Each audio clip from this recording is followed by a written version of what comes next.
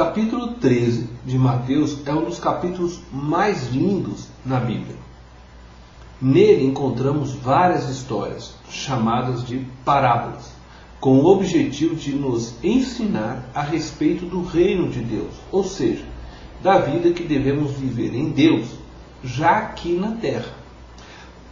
Parábola é uma história que é colocada ao lado de uma verdade, e o objetivo é facilitar o nosso entendimento, nos mostrando o que conhecemos para entendermos o que não conhecemos.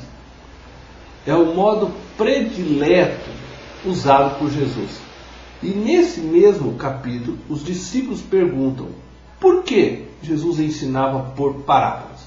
E ele respondeu: a vocês foi dado o conhecimento dos mistérios do reino dos céus, mas a eles não. A quem tem será dado, e este terá em grande quantidade. De quem não tem, até o que tem lhe será tirado.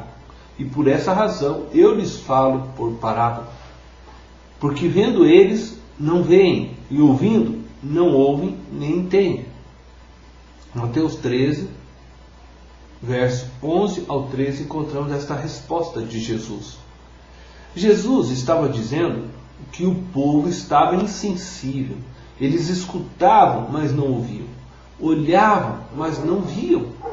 E por isso Jesus simplificava para eles, e mesmo assim, eles não captavam o que Jesus falava.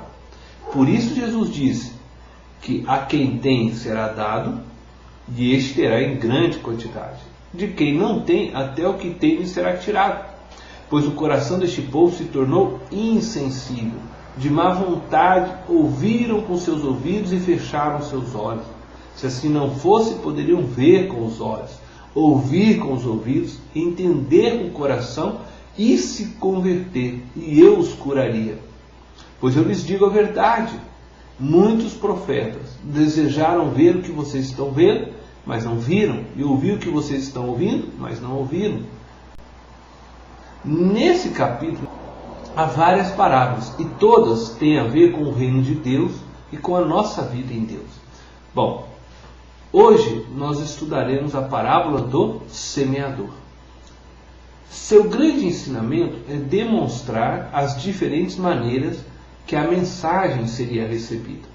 Jesus nos demonstra esta verdade fazendo uma analogia entre as sementes que o semeador saiu a semear e os 4 tipos de solo onde as sementes caíram.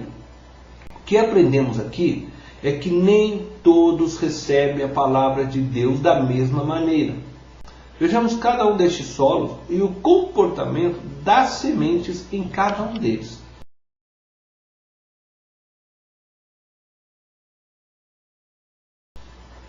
O primeiro solo é a beira do caminho. Verso 4 e o verso 19 do nosso texto. É o solo não preparado. Não se lança uma semente no local onde não foi arado, preparado para receber a semente. E não devemos lançar a palavra de Deus sem antes orarmos pelas vidas que pretendemos evangelizar. A Bíblia nos ensina que em 2 Coríntios, capítulo 4, verso 4, que o Deus deste século cegou o entendimento dos incrédulos, para que não lhes resplandeça a luz do Evangelho da glória de Cristo. Portanto, precisamos orar para que essa cegueira caia por terra antes de lançarmos a palavra. Pois o maligno, nesse texto, ele é comparado às aves que se alimentam das sementes que caem pelo caminho e a rouba antes que estes venham compreender o significado das palavras que lhe foram lançadas.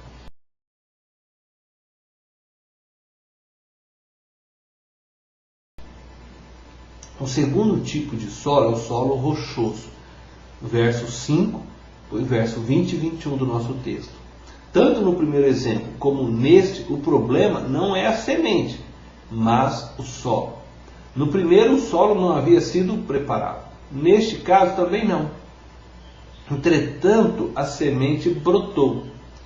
Contudo, ela não conseguiu profundidade. O solo rochoso, ele é duro.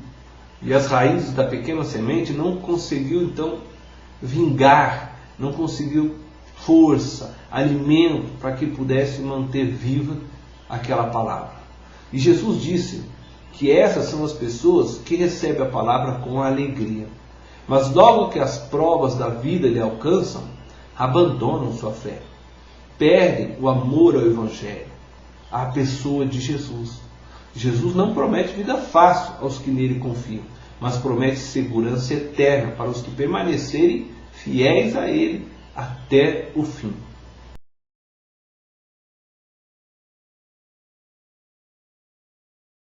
O terceiro tipo de solo é entre os espinhos, versos 7 e 22 do nosso texto.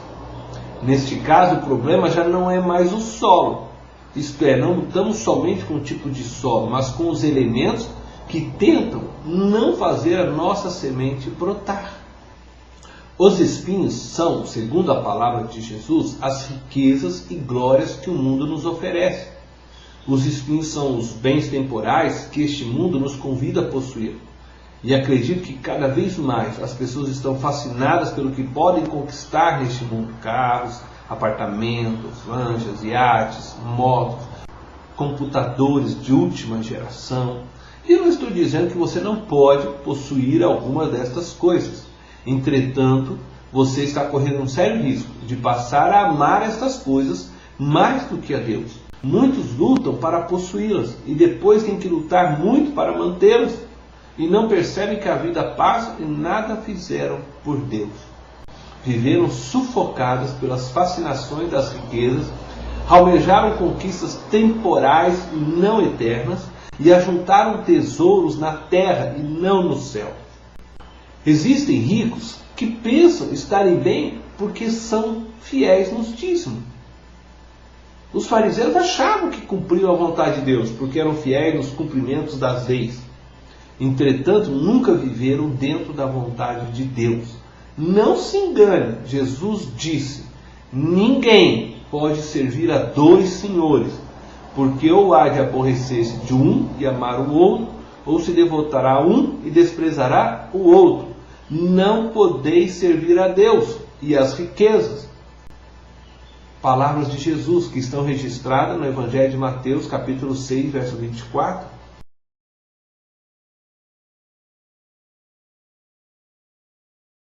O quarto tipo de solo é a terra boa, verso 8 e verso 23 do nosso texto. Se persistirmos, vamos achar um bom solo.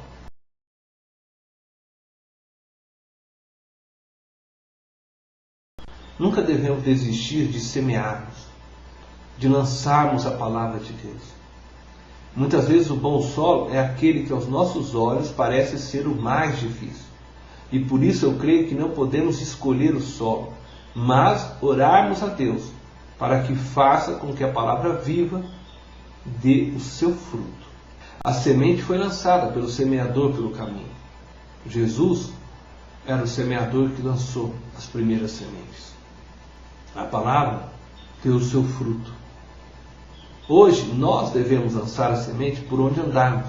Temos que semear. E é isso que Deus espera de nós. Lembre-se, ela poderá ser comida pelas aves, cair em solo rochoso, em meio aos espinhos, mas com certeza cairá também em terra boa. Não podemos desanimar. Deus te abençoe nessa tarefa.